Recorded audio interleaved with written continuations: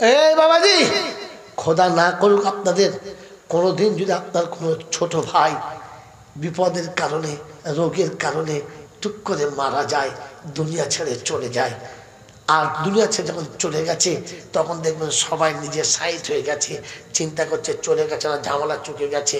আমার বন্ধু, আমার আল্লাহ বলা ভাইরা, মা কেঁদেছে আর বলেছে ডাইনি তোমার বাচ্চা খেয়েছিস, তোকে ভিটে রাখবো না। শ্বশুর বলেছে না, তোমার মতো বৌমা রাখার দরকার লাগে না, যাও তুই দূরে চলে যাও, যখন চলে যাও। শ্বশুর জায়গা দেয় নাই, শাশুড়ি দিচ্ছে না, ভাইরা কেউ পাত্তা দিচ্ছে না। যে দেওয়ারটাকে কোলে করে মানুষ করেছে, সারা জীবন তার সমস্ত জামা কাপড় কেচে দিয়েছে, আর চলে যাবার সময় তার ছোট্ট বাচ্চাটা টুক টুক টুক টুক টুক টুক করে গিয়ে দরজার কাছে দাঁড়িয়ে বলছে, ছোট আব্বা, ছোট আব্বা, আমি চলে যাচ্ছি, আমরা চলে যাচ্ছি। আমার মা আমাকে সাথে করে নিয়ে কোথায় নিয়ে যেতে চাচ্ছে, আর হয়তো তোমাদের এখানে কোনোদিন আসবো না। ছোট আব্বা, তুমি আমাকে একটু কোলে করে আগিয়ে দিয়ে আসবে না? ছোট আব্বা, তুমি আমাকে কোলে করে পাড়ায় নিয়ে যেতে, তুমি আমাকে কোলে করে স্কুলে নিয়ে যেতে। ছোট আব্বা, ছোট আব্বা, আমাকে এখান থেকে হেঁটে বাস স্ট্যান্ডে যেতে হবে। ছোট আব্বা, এতবার আপনাকে ছোট আব্বা বলে ডেকেছে, আপনার ভেতরে একবারও বাজে নাই, আপনার হৃদয়টা একবারও কাঁদে নাই, আপনার একবারও মনে হয় নাই যে বাচ্চাটাকে ছুটে গিয়ে কোলে তুলে দিয়ে বুকে জড়িয়ে ধরে বলি, আমার ভাই মরে গেছে, তোর আব্বা মরে নাই, তোর আব্বা যদি মরে যেত তুই আমাকে ছোট আব্বা কেন ডাকতিস? তোর আব্বা যদি মরে যেত তাহলে আমাকে তোর ছোটোর সাথে আব্বাটা কেন মিনালি? মনে হয় নাই? মনে পড়বে না? এই বন্ধু, ওই ছোট আব্বা বলতে বলতে বাচ্চাটা নিরুপায় হয়ে বাপের ভাঙা ঘরের দিকে তাকিয়ে তাকিয়ে চলেছে। আর বাচ্চাকে করে নিয়ে মা কবরস্থান কাছে দাঁড়িয়ে বলেছে, প্রতিশ্রুতি দিয়েছিলে না যে জীবনে তোকে কোনোদিন রাস্তায় ছেড়ে দেবো না, আর ছেড়ে দিলে তো, আর ছেড়ে দিলে তো। আমার পৃথিবীতে আস্তানা তো কিচ্ছু নেই। আজ তোমার বাপ ভাইরা কেউ কাছে নিচ্ছে না, তারা চাইছে আমি চলে গেলে তাদের ভালো হয়। তাই তুমি শুয়ে শুয়ে সব দেখো, ওরা সবাই তাড়িয়ে দিয়েছে, আমি তোমার বাচ্চাকে তাড়িয়ে দিই নাই, বুকে নিয়ে চলে যাচ্ছি। আমি যদি বেঁচে থাকি তো তোমার বাচ্চা বেঁচে থাকবে, আমি মরে গেলে তোর বাকিটা ও জানে আর আমি কিচ্ছু জানি না। যে তোমার ভাইয়ের কবরের কাছে দাঁড়িয়ে এভাবে শব্দ বলে দিয়ে চলে গেছে, ওই মুসলমানের ছেলে তোমার ঘরে রহমতের ফেরেশতা এসে দাঁড়াবে মনে হচ্ছে? মনে হচ্ছে? বলো, এই বাচ্চাটা এতিম না? ওই বিধবাটা এতিম না? এদেরকে কবে কোলের কাছে বসাবে? যদি মুসলমান এতিমকে খানা খাওয়াতে শিখে যায়, জীবনে কোনো বিধবা কেঁদে বাপের বাড়ি যাবে না, কোনো এতিম কারো কাছে লাঞ্ছিত হবে না। সে ভাববে আমার একটা বাপ মরে গেছে তো আর একটা বাপ এখনো বেঁচে আছে, সে কোনোদিন দুঃখ পাবে না।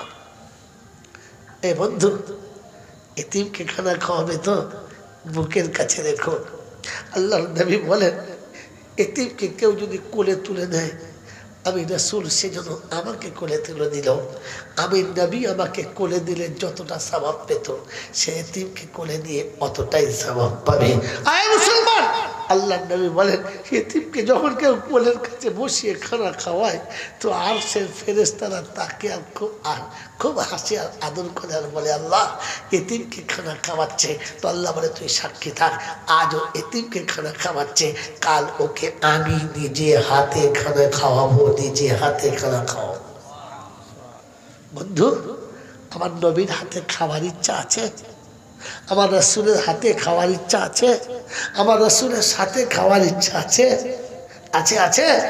তো এতিমকে সাথে করে খানা খেও, এতিমকে হাতে তুলে খানা খাইয়ে দিও, এতিমকে একটা ভালো পোশাক পরিয়ে দিও।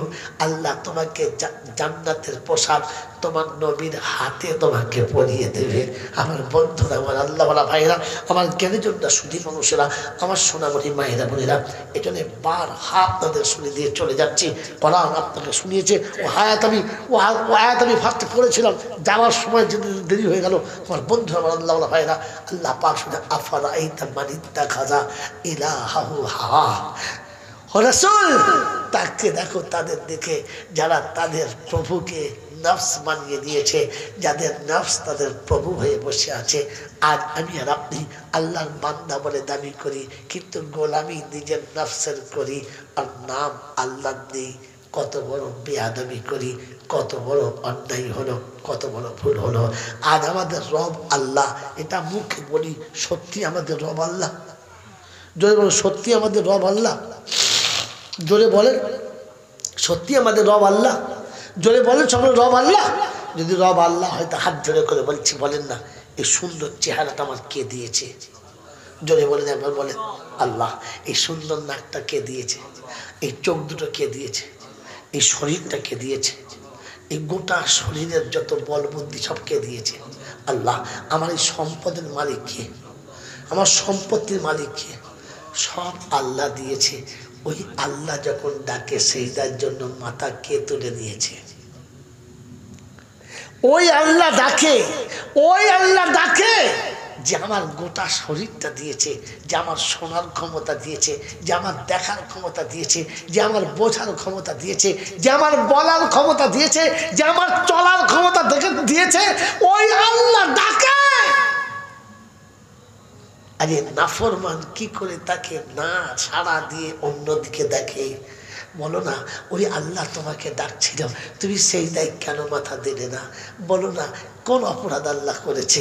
তোমাকে চোখ দিয়েছে, তা অপরাধ হয়ে গেছে? তোমার যদি চোখ দুটো না দিত, তোমাকে অন্যের হাত ধরে চলতে হতো, তুমি খুব খুশি হতে তো? তোমার যদি কানে শোনার ক্ষমতা না দিত, তোমাকে লোকের কাছে লাঞ্ছিত হতো। বলো না, তোমার এটা খুব ভালো হতো? আল্লাহ যদি তোমার পা দুটো না দিত, পৃথিবীর কোনো জায়গায় চলে যেতে পারতে না। বলো না, তুমি খুব খুশি হতে বন্ধু যে আল্লাহ তোমাকে সুন্দর দুটো চোখ দিল, সুন্দর দুটো নাক দিল, সুন্দর সুন্দর এত সুন্দর তোমার শরীর দিল। ওই আল্লাহ তোমাকে ডাকে, আর তুমি কি করে সাড়া না দিয়ে তাকে অন্যদিকে চলে যাও বন্ধু? বলো না, কোরআন বড় আফসোস করে বলেছে, ইয়া আইয়ুহান নাস মা গাররাকা বিরাব্বিকাল কারীম। ওরে মানুষ, তুই কি করে আমাকে বলে গেলি? তোর জন্য আমি চ্যালেঞ্জ করেছি, তোর জন্য আমি প্রতিবাদ করেছি, তোর পক্ষে দাঁড়িয়েছি, সবার বিপক্ষে চলে গেছি, তোর পক্ষে আমি দাঁড়িয়েছি। আর তোকে বলেছি, আয় না, তুই আমার কাছে আয়, আয় একবার আয়। সারা রাত চলে গেছে, সারা রাত চলে গেছে, তোকে দেখি নাই। আয় একবার আমার কাছে, সকালবেলা দেখা করে যা, আয়। আল্লাহ আপনাকে ডেকেছে একবার দেখা করার জন্য, একবার তো তোর সঙ্গে কথা বলার জন্য। আল্লাহ নবী বলেন, মুসাল্লি ইউনাজি রাব্বাহ। প্রত্যেকটি মুসল্লি আল্লাহর সঙ্গে কথা বলে, আল্লাহ তার সঙ্গে কথা বলে, কথা বলার জন্য ডেকেছিল। বন্ধু, ও আল্লাহ বলারা, ও জ্ঞানী জনেরা, ওই আল্লাহ ডাকে আর বান্দা কি করে নামাজ ছেড়ে সরে থাকে, বান্দা কি করে সেজদা থেকে সরে থাকে। ওই আল্লাহ ডাকে আর ফজর কি করে কাজা করে ঘুমিয়ে থাকে। ওই আল্লাহ ডাকে আর ফজর কি করে কাজা করে ঘুমিয়ে থাকে। ওই মুসলমান, তুমি বলো না, তোমার রব আল্লাহ তুমি স্বীকার করেছো, সত্যি তোমার রব আল্লাহ ছিল? যদি তোমার রব আল্লাহ ছিল, তো বলো তোমার জামাটা এইরকম কেন পরেছো? বলো, সত্যি তোমার রব যদি আল্লাহ ছিল, তোমার লুঙ্গিটা পরনের এইরকম কেন বলো? তোমার প্যান্টটা পরনের এরকম কেন বলো? আর যুবককে জিজ্ঞাসা করো, হে যুবক, তুমি এত সুন্দর চুলটা কেটেছো, এমন কাটলে কেন? বললে, আমার ইচ্ছা, আমার এটাই পছন্দ। হ্যাঁ না, না বলো, আমার এটাই পছন্দ। তোমার জামাটা এরকম কেন? বলে, আমার এটা পছন্দ, আমার ইচ্ছা। হ্যাঁ বন্ধু, যুবতীকে বলো, এরকম ফাঁকা পোশাক কেন পরেছো মা তুমি? আমার ইচ্ছা। এরকম মেকআপ করে ভাগে বেরোয় না? পাউডার আমার, লিপস্টিক আমার, মেকআপ আমার, শুনো আমার, টাকা আমার, শরীর আমার, যাকে খুশি দেখাতে পারি, দিনে দেখাতে পারি, রাতে দেখাতে পারি, ঘরে দেখাতে পারি, বাইরে দেখাতে পারি। ইচ্ছা আমার, ইচ্ছা আমার। চাষি চাষ করছে, তো জিজ্ঞাসা, চাষি তুমি এমন করে চাষ করছো? আমার ইচ্ছা। ব্যবসায়ীকে জিজ্ঞাসা করো, তুমি মানুষ কেমন করে ঠকাচ্ছ ব্যবসাতে? বলছে, আমার ইচ্ছা।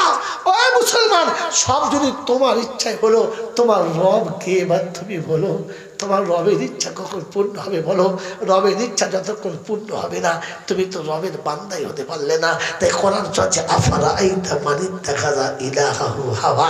হাবিব, দেখছো, দেখছো, তুমি দেখছো হাবিব, ওরা ওদের নফসকে খোদা বানিয়ে দিয়েছে, আমাকেই বাদ দিয়ে দিয়েছে, আমাকেই বাদ দিয়ে দিয়েছে।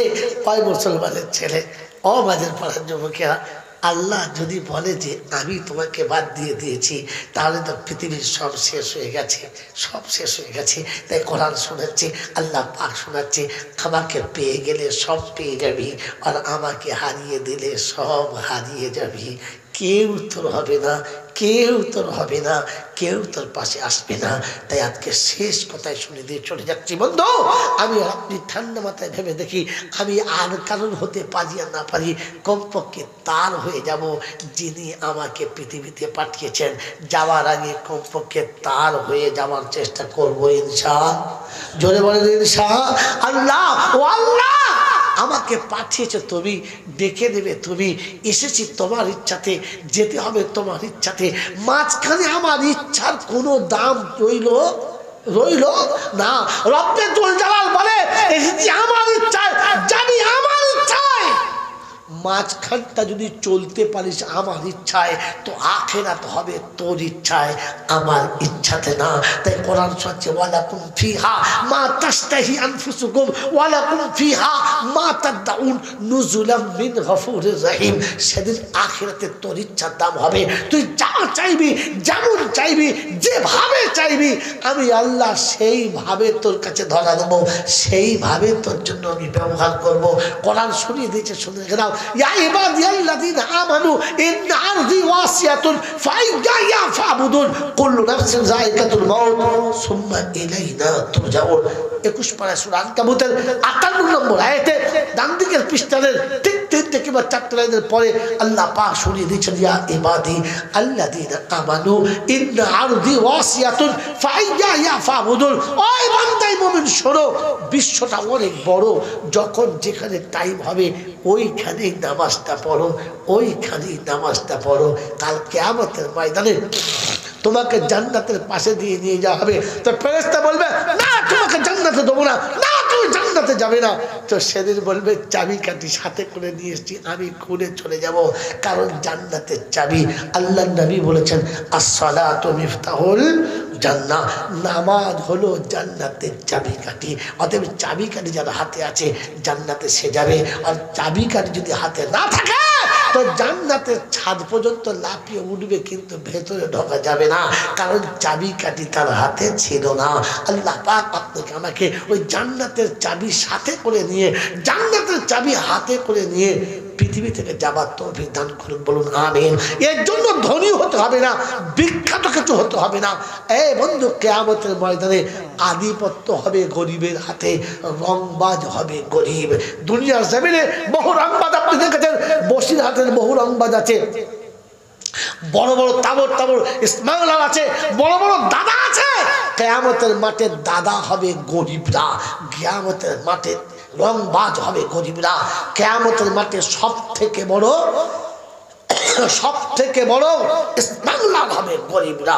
জানেন আপনি? জানেন জানেন জানেন না? গরিব হয়েছে তো দুঃখ কিসের? গরিব হয়েছে তো চিন্তার কিসের আছে? আল্লাহ যেভাবে চালিয়ে দেবে, পৃথিবী আপনাকে ছেড়ে চলে যেতে হবে। কিয়ামতের ময়দানে সব থেকে বড় সংখ্যাগরিষ্ঠ দল হবে গরিবদের, সব একজোট হবে। সেদিন গরিবরা একজোট হয়ে যাবে, আর একজোট হয়ে দাঁড়াবে। লা হিসাবা ওয়ালা কিতাব, হিসাবও দেবে না, কিতাবও দেবে না, চুপচাপ সিধা জান্নাত। জিজ্ঞাসা করবে, কি ব্যাপার? বললেন না। বলে, যা চলে যাও, দরজা খোল। ও খুলবে না। তো আল্লাহর কাছে ফেরেশতা গিয়ে বলবে, আল্লাহ এরকম অবস্থা, সে ধাক্কা মেরে আমাকে ফেলে দিয়ে জানলা ভেঙে দরজা ভেঙে ঢুকে পড়ার অবস্থা। বলে, কি ব্যাপার? বলে, হিসাব চাইছে। হিসাব দেবে না, চলে যাবে। জিজ্ঞাসা করছে, যাও গিয়ে সালাম দাও, আর জিজ্ঞাসা করো, দেবে না হিসাব? তো কেন দেবে না? কেন হিসাবটা দেবে না বলো? তো এসে ফেরেশতা বলছে, ভাই ঠিক আছে, আসসালামু আলাইকুম, হিসাব দিতে হবে না, কিন্তু না দেওয়ার কারণটা আমাকে জানিয়ে যাও, তাহলে তো হয়ে গেল ঝামেলা। বলে, তাই কথা? বললে, হ্যাঁ। বলে, আল্লাহ তোমাদের মালই দেয় নাই। সকালে এনেছি, বিকালে খেয়েছি, সন্ধ্যায় এনেছি, সকালে খেয়েছি, নুন আনতে পান্তা শেষ, পান্তা খেতে গিয়ে দেখে নুনের ভারে নুন শেষ। হিসাব নেবে, ঘর ছিল, চাল ছিল না, চাল ছিল, নিচে তক্তা ছিল না, একটা তক্তা বানিয়েছি, তো ভালো লেপ পেলাম না গায়ে দিতে, এমনি করে জীবন কাটালাম। ঈদের দিনে বাচ্চাকে নতুন কাপড় দিতে পারলাম না, বিবিকে সাজাতে পারলাম না, যখন যেমন পেয়েছি আধ পেটা খেয়েছি তাতেই সবল করেছি, থাকবে তবে তো হিসাব দেবো। আল্লাহ পাক বলে সাদাক্তা আব্দি, আমার বান্দা বলেছে সত্য বলেছে, আমার বান্দা সত্য বলেছে। ফেরেশতারা একটু আড়াল করো, আড়াল করো, একটু আড়াল করো, আর আড়াল করে ধরো আমার বান্দা যেন আগে চলে যায় জান্নাতে। তাই কিয়ামতের ধনীদের থেকে গরিবরা 500 বছর আগে জান্নাতে যাবে, 500 বছর। বললে আল্লাহ ওরা জান্নাতে যাবে তো চলে যাক, আড়াল করার কারণটা কি আছে? বললে শোনো, অনেক অসুবিধা আছে, আমি আল্লাহ বলছি অনেক অসুবিধা আছে, ওদেরকে আড়াল করে জান্নাতে দাও। কারণ আজ আজ আজ ভেতরের খবর উপরে চলে এসেছে, অনেক অসুবিধা আছে, তাই আড়াল করো। বললে আল্লাহ বুঝতে পারছি না। বলে তবে দেখবে, ছাড়ো জান্নাতে। জান্নাত দরজা খুলেছে, চলে যাচ্ছে গড় গড় করে, একটা গরিবের চলেছে জান্নাতে, একজন লোক গিয়ে খপ করে হাতটা ধরেছে, দাঁড়াও। বললে কি? বলে 1 গ্লাস পানি খাইছিলাম, পানির দামটা দাও। বলে কবে পানি খাইলি? বলছে তোর কি মাথা খারাপ নাকি, পানি খেয়েছি? ওই কাটিয়া হাটের চৌমাথায় সেই পান দোকানের কাছে তোকে 1 বোতল পানি খাওয়ালাম, পানির দাম। বলছে দেখ ঝামেলা করিস, এখন এই জায়গায় যাচ্ছি, ঝামেলা করে ছাড়। বলছে না না, ছাড় বললে হবে না, টাকা এই সময় পয়সাটা দিয়ে যাও। ও যাবে আরে যেতে দেবে না। আল্লাহ কি হলো, আটকে গেলে কেন? বলছে আল্লাহ তোমার করুণায়, তোমার দয়ায় আমি জান্নাতে যাচ্ছি, আমাকে আটকে দিচ্ছে বলে 1 বোতল পানি খেয়েছে। বলে তাই? বললে হ্যাঁ। সত্যি মনে পড়ছে? বলে না। তো আল্লাহ পাক বলল আখরাজাতিল আরদু আসকালহা। সেদিন জামিনকে বলবে জামিন তোলো ছবিটা, দেখাও দৃশ্যটা, যে দৃশ্য যেখানে ছিল দেখাও। সেদিন দেখাবে যে হ্যাঁ ও চৌমাথা থেকে কেবল আপনার ওই তেঁতুলিয়া ব্রিজ থেকে গড় গড় গড় করে আসছে, চৌমাথা এসে পাস হচ্ছিল, পানের দোকানে বলে পানি আছে? বললে হ্যাঁ। বলে ঢালছে আর ও খাচ্ছে। বলে ঢালছে কে? বলে ও খাচ্ছে কে? বলছে আমি। বলে তাই বলছো তুমি? বলছে আল্লাহ মনে পড়ে নাই, এখন থেকে মনে পড়েছে। বলে তাহলে খাইয়েছে? বললে হ্যাঁ। কি চায়? বলে আল্লাহ বলছে 1 গ্লাস পানির বদলা, এখন আমি কি দেবো? বলে কিছু আছে? বলে আল্লাহ দেবার থাকলেও তোমাকে দিত, বিনা কিছু না দিয়ে তো তোমার দয়াতে পার হচ্ছি, দিতে পারবো না। আল্লাহ পাক বলে শোন, আজকে একটা কাজ কর, ওকে বল হাতটা বাড়াতে, ওকে বল হাত বাড়াতে। সেদিন তুই হাত ভরে পানি খেয়েছিলিস, ও ঢেলেছিল, আজ ওকে হাত বাড়াতে বল, ও হাতটা বাড়াবে। আর যেমনি হাতটা বাড়াবে আল্লাহ বলবে তুই হাতটা ওর হাত ধরে নে, আর তুই যা ওর সাথে ওর সাথে করে নিয়ে নে, ওকে সাথে করে তোর সাথে ওকে জান্নাতে নিয়ে চলে যা, আমি আটকাবো না, যা নিয়ে চলে যা। আল্লাহ পাক শুনুন, 1 গ্লাস পানি পান করার বিনিময়ে এতিমকে আর মিসকিনকে 1 গ্লাস পানি পান করার বিনিময়ে সেদিন আল্লাহ অনেক বান্দাকে জান্নাতে দিয়ে দেবেন, অনেক পাপীকে জান্নাতে দিয়ে দেবেন এতিমকে 1 গ্লাস পানি পান করানোর কারণে। সেজন্য আজকে বলে গেলাম বন্ধু আমার, আল্লাহ বলা ভাইরা, জ্ঞানীরা শুধু ব্যবসা, আমি আমার রব চিনি, রব বুঝি, রবের সঙ্গে সম্পর্ক রাখি, খায়ের সাথে নাফস ছেড়ে দিই, আর রবের সঙ্গে সম্পর্ক জুড়ে দিয়ে এতিমদেরকে ভালোবেসে জান্নাতের দিকে যাওয়ার জন্য তৈরি হব ইনশাআল্লাহ। যদি বলেন ইনশাআল্লাহ, মুহাম্মতের দরুদ শরীফ পড়ে দোয়া হবে, আল্লাহুম্মা সাল্লি আলা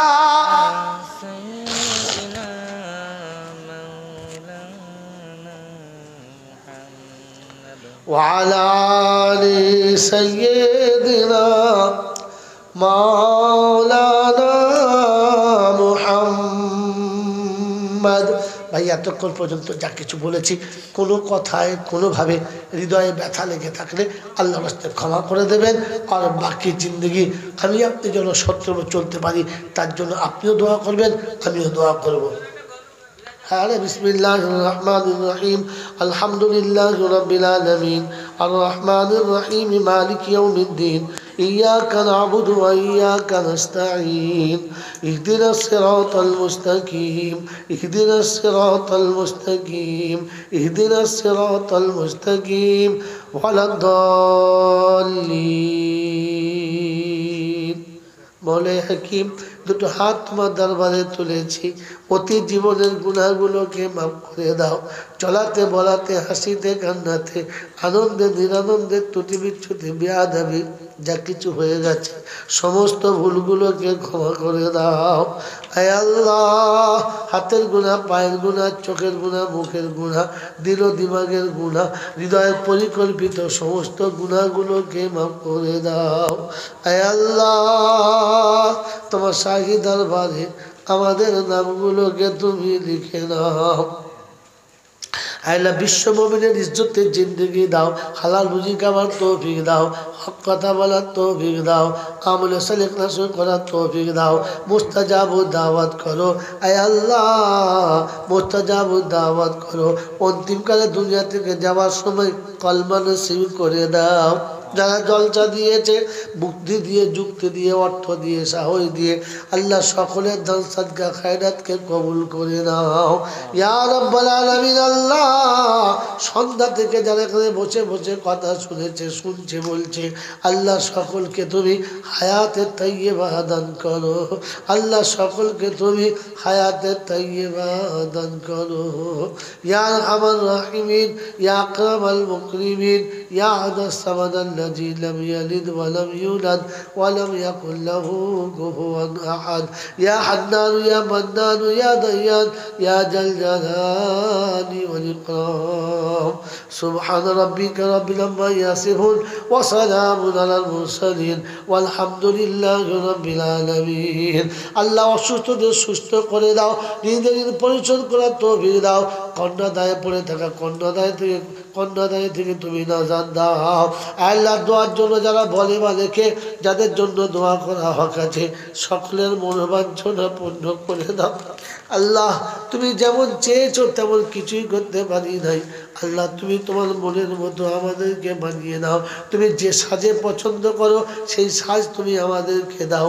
তুমি যে রঙে পছন্দ করো সেই রঙে তুমি আমাদের রঙিন করে দাও।